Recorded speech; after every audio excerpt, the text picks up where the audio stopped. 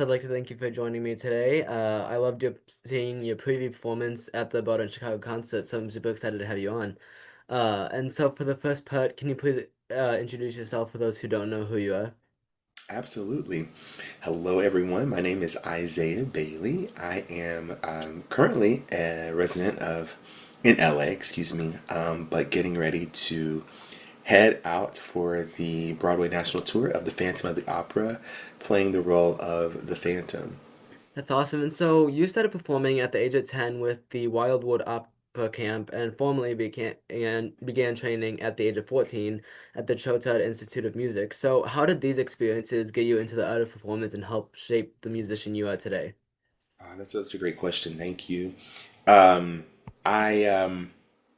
never thought of myself being a performer or even really know what Broadway was.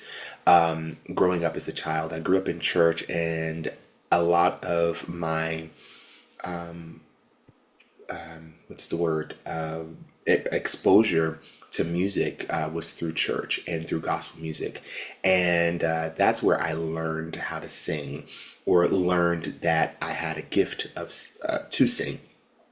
So after starting that summer program, I that was kind of my first time being on a stage and performing. I didn't really know what I was doing, but I knew that there was something in me that was quite dramatic, and so I was able to kind of play the part of the shows that I was doing, and learning a little bit more about performing on stage through that.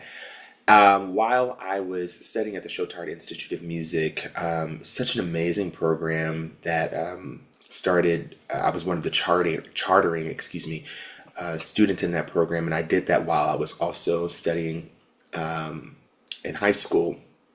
And so we met once a week, and we would all do like oral skills and sight reading, and we would have an hour for a voice lesson a week.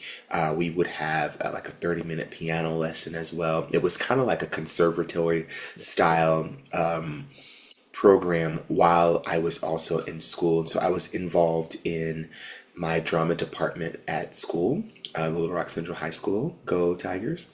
And I got involved in what we call forensics, which is basically speech and debate tournaments. And they had the opportunity for acting students to compete in musical type presentation, poetry, dramatic interpretation, comedic interpretation, improv, such like that. And so that's how I got exposed a little bit more to performing in front of people outside of church, or being in that more formal classical style performance, which is what we learned in the Chotard Institute of Music. We learned how to present like as a classical singer, and so a lot of emoting was not what I knew how to do. And so through high school in my drama department, that really got me out of my box and shyness. When it comes to performing in front of people, I really enjoyed doing stage management because I was behind the scenes. I love to sing, but I also love to help organize and get everybody where they needed to be, and learning all of that. And so I ended up going to school, going to college at Oklahoma City University. And while I was there, I was studying opera. I received great scholarship from there, and I had some other scholarships. And through the Chotard Institute of Music, they started a trust fund for me. And through that, long story short, I was able to go to school. I had the plan of becoming the next big black opera singer. But while I was in school, I was also involved in a lot of things with my church. I was involved in my gospel choir at school, and doing just a lot of extracurricular activities to, just enjoy my experience while I was in Oklahoma, that I kind of lost love with opera because it started to get a little too hard for me. And it seemed as if it was wanting me to be perfect in everything that I presented, and it was just, it seemed so impossible. But I was determined to figure it out. But as I was trying to figure it out, it just seems like it got harder and harder. And so there was a opportunity for me to switch my degree to musical theater. But I didn't want to because of pride, and also because I didn't want to have to stay in college an extra semester. Well, I ended up having to stay an extra semester anyways because of college algebra. Me and math do not see eye to eye, and I don't like math at all. But so I could have switched my degree to musical theater and would have been fine, but I'm glad that I didn't because I received this amazing opportunity through the voice faculty that they made kind of like a hybrid type degree for me, or curriculum for me, to do a senior recital that was half musical theater, half classical, so that I could enjoy my time and also show off what I have been doing, because I have been doing a lot of musical theater outside of school, even though my degree was in opera. I'm going to back up to 2011, January. There was a national tour coming through Oklahoma City. It was The Color Purple. And I saw the show. I had just done my first professional musical theater show, which was Ragtime, a few months prior to that. And so I was really interested in learning more, but I hadn't been bitten by the bug yet. Yeah. After seeing that show, The Color Purple, that night, my life was just changed, and I had never felt so impacted by a story. And I couldn't sleep that night, and because I was just so excited about, excuse me, I was so excited about the show that I actually went back another night while they were there. And maybe a few weeks later, a friend of mine told me that there was a theater in Oklahoma that was going to be doing The Color Purple. Well, that night I could not sleep because I was so excited. I was like, I have to start getting prepared for this audition. Meanwhile, the audition was like weeks and weeks away. But I was just so excited because I loved the show so, so much. Ended up auditioning for the show, and I landed one of the leads in the show. During this show, I learned so much. There was so much I didn't know, but there was so much that was just natural to me, that I had amazing friends. One of my friends, Tiffany Mann and Tanasha Lorray, they both just kind of took me under their wings and just kind of coached me through the process of of character development and taking that development on stage and just the ropes of the business and all of that. And I fell in love with musical theater during that show like none other, because I had never, I don't think, had the experience of telling a story like in that form and feeling the impact of it on myself by watching other people get impacted by it. So I made a decision that day after that show was over that I wanted to do musical theater, and so I just kind of involved myself more and more in it as much as I could, and I ended up graduating in 2014. My gosh, 11 years ago, and ended up staying that extra semester, which was fine because I loved Oklahoma City anyway. So stayed there for a college algebra. But after I left Oklahoma, I was preparing to move to New York City, and I The week that I was moving to New York City, I got a call from a theater called Sight and Sound Theater in Branson, Missouri. And I ended up working there for 3 years before moving to New York in 2019. Yeah, the rest is history. I was only in New York for about 6 months, and then I booked my first Broadway national tour, which is beautiful, the Carole King musical, and was on the road all the way up until the shutdown. Then in 2021, we opened the show back up, and then I joined the Lion King right after that, and been doing like regional theater performances since then. When I left Lion King in February of 2024, and yeah, just April of this year, I found out that I was going to be the Phantom in the Phantom of the Opera National Tour, which is probably the biggest role that I've played so far. Yeah, that's a phenomenal journey up until today, and it's great that you're still pushing through this journey. It's an amazing journey. And so jumping forward and following with the theme of your journey as a performer, what is the best advice you've been given by another performer that you still keep with you to this day?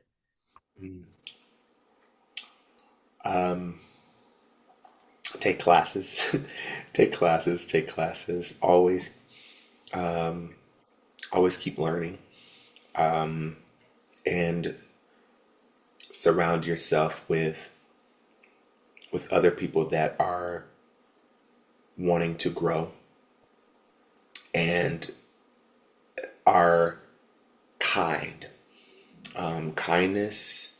I mean, there's so many talented people, but everybody is not always kind, and that's been one of the things that I really take serious is walking in every space that I'm in with kindness, ready to love and to serve everybody in that space.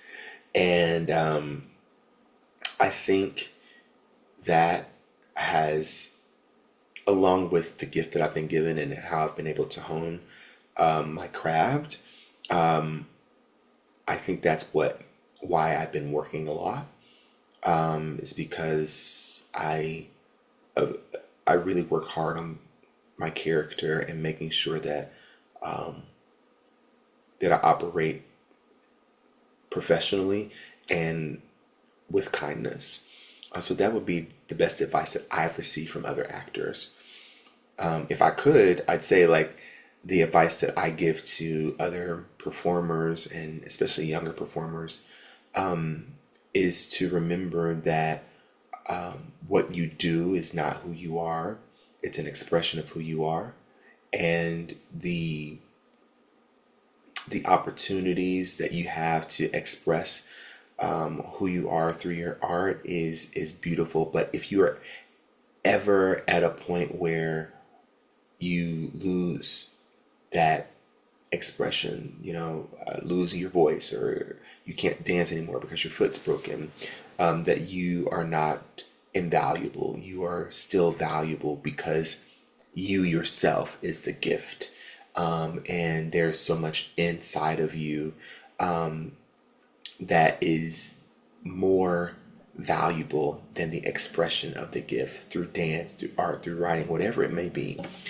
So that's something that I really try to drill with people. Is you have to know who you are outside of what you do, because if your identity is solely on what you do, you will crumble, and it you will crumble quickly because this is a very hard business, and it requires persistence, and it requires you to not allow the no's to define you, or people to define you, or people's opinions about you to define you. So you have to know the definition of who you are before getting into the heat of this business, because it'll wear you out very quickly. That's such beautiful advice. And so you're about to start rehearsals for your third national tour. And so what are you gonna be? What are some things that you've learned in your previous tours that you're gonna take on tour with you, uh, uh on tour with the Phantom of the Opera? That's a good question. I still haven't learned how to pack lightly.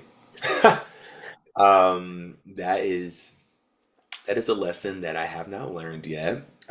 Still learning as I'm packing. I'm just like, I'm gonna need this and I'm gonna need that, so I'm taking it. Um, let's see here. Rest. On the last two tours that I've done, I I don't think I rested like I should. And in this show, I'm going to have to rest. Rest is going to be one of the most important things for me as I'm learning more about my body and my voice and what my voice needs as I'm getting older and my voice is still growing and still learning new things. I've learned that to have the full access of my instrument, I have to get rest. That's one of the biggest thing. That and hydrating. I am not good at hydrating, but it's something that I'm really working on. Yeah, for sure. And so, what are you most excited for in these upcoming months of rehearsals and then starting performances in 2 to 3 months in November? Yeah, I'm really excited to finally be in the room with all of the company. I We have not all been in the same room yet, so I only know a few people on the show. Daniel Lopez and Jordan Gilbert, both are Christina and Raul. I know them because we have done the photo shoot together and have done quite a few things together as far as training and such. And then I have another friend, Ben, that's in the show. But those are really the only three people that I know, and so I'm really excited to get to know everybody else and our stage management team, our production team. I'm super excited to just finally be in the space with everybody to create what's going to be our version of the show. And I'm really excited to sing. In the last few shows, I only had a little bit to sing, and I'm excited that I get to tell stories through song and be able to just lay it all out there.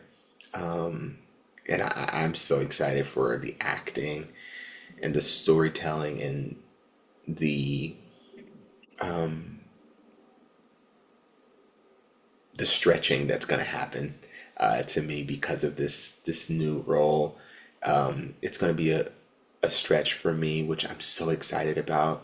And yeah, I'm just so ready to grow and learn and thrive and enjoy all of the amazing cities that we're going to. Yeah, for sure. That first day of rehearsal is always so special, especially with such a an amazing show. And so, can you walk us through the audition process for the Phantom of the Opera? Absolutely. I a few weeks prior to me getting the audition request for the Phantom of the Opera, I had just decided that I was going to continue on in the business. Months prior to that moment, I had been tossing back and forth with the idea of stepping away from the business for a little bit because it was starting to get a bit much. And when I say a bit much, it was a lot of no's and no feedback and no yeses, and it was just becoming very frustrating to me, and I was like, well, maybe this is a sign that I need to be doing something else. When when in actuality it was I needed to wait because there was something so big and so perfect for me on the other side of my waiting. So I got an audition for another show and I did the audition and I sang. And when this was like one of the few auditions that I had in person because a lot of the auditions that I do, actually, majority of them have been self tapes. And so this one was an in person callback. And I had never, no, I don't want to say never, I hadn't heard myself sing the way that I did in that room in years. And it filled me up so much, and to see the creative team in the room experience what I was experiencing in my body, and them, experiencing it was so beautiful, and such a beautiful reminder and encouragement to me to know that this is what I was supposed to be doing. So I did end up getting that show, and I was a little disappointed about it, which is, it's okay to be disappointed. But I had just gotten back into that place of dreaming again and being excited. And so I got the request for Phantom of the Opera National Tour on December the 10th. And the reason why I remember that date so strongly, so vividly, I should say, is because all last year I would always just look at my phone and it would be 12:10, or I'd look at a clock and it would be 12:10. I was like, what does this mean? So I started screenshotting every time I would see 12:10. I would never like purposely, you know, think about it. It just whenever, if I did think about it, I didn't screenshot it. I was like, it doesn't count this time. But like if I didn't and I looked at the clock, I screenshotted it. And that was the day that I got the Phantom audition, which was December the 10th. So I recorded the material and I sent it off, and then let's see. They said in the breakdown that the callbacks were going to be, I believe it was, let's say it was the end of January. Well, the end of January came and I hadn't heard anything back, so I assumed that I didn't get it. And that show that I had auditioned for right before that actually asked me to record another audition for the understudy of the role that I was in for originally, and one other character. And that same week, I had an audition for another show. And so I had kind of planned out my week of when I was going to record everything and send it off, because that weekend I was going to be heading to, was I going to Sacramento for the Junior Theater Festival. And so I needed to get all this done before I left, because I was not wanting, would not have had time to film anything. So I'm making that schedule and I get that audition for that show. And then the very next day, I get an email from my agent saying that I got a call back for Phantom of the Opera National Tour. Well, I got called back for the role of the Phantom, and then they added an extra role for the Furman as well. So I had about 48 pages of music that I had to print out. And I called my best friend, one of my best friends, who was a Christine on Broadway some years back, and I was like, I really want to coach with one of the Phantoms, and she was like, well, I think you would really work well with Hugh. And I was like, well, let's make it happen. If we can make a connection, let's do it. And so she connected me, and immediately Hugh was so kind, and we started working together over Zoom the following week. And he just helped me to get out of my head, and just coached me and helped me to understand some things that I needed to realize and to know about the show and about the songs and about the character. And it was so helpful to my practice and study. And a cool thing about this process was that I had about a month to prepare my callback, which never happens. It's usually a week at most, and I had a month, and so that was such a miracle for me, because I sometimes when I'm like stressed out or trying to learn something quickly, I get in my head and I can't produce like I really want to. And so having the opportunity to get the material familiarized and memorized was such a blessing to me because when I got into the room, a month later, I was able to actually perform. So I get to New York, and I go and do my first callback with them.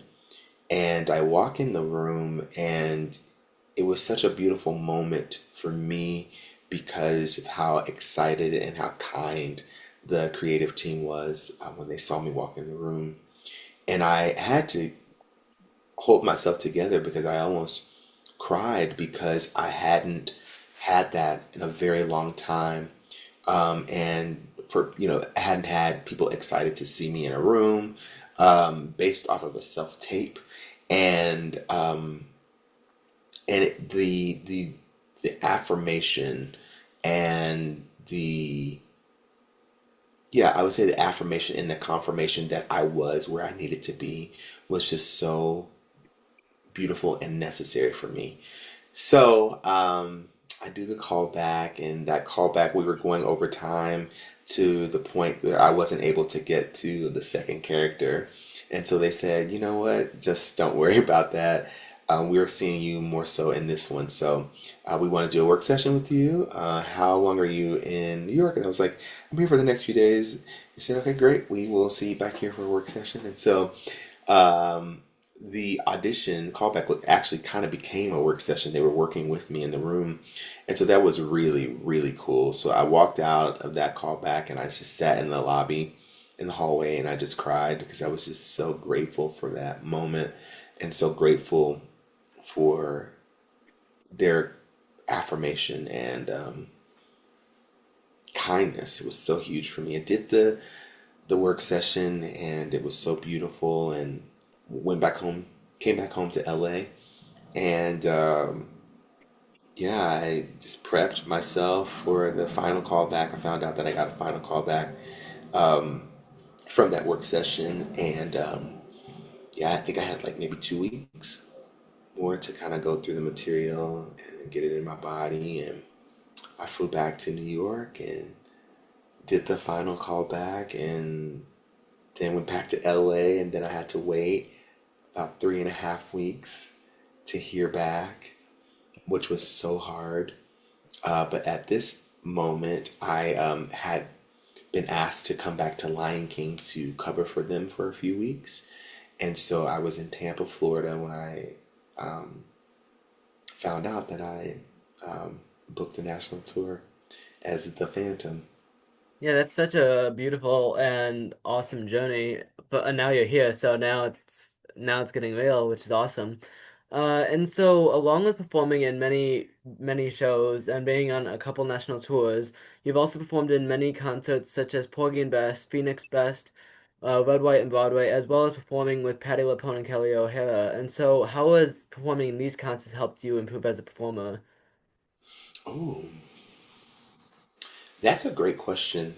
Um,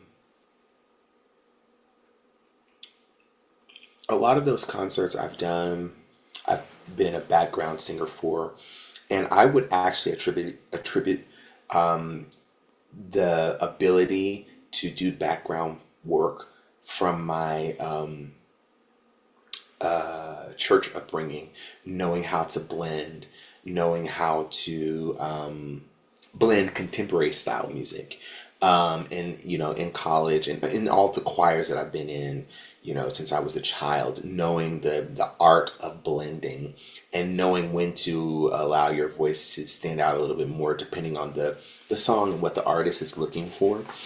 And I take from those experiences to my theater experiences, again, knowing how to blend in an ensemble, knowing how to support someone that is leading or multiple people that are leading, supporting them, with my preparation, supporting them with my sound, supporting them emotionally, being there as a friend and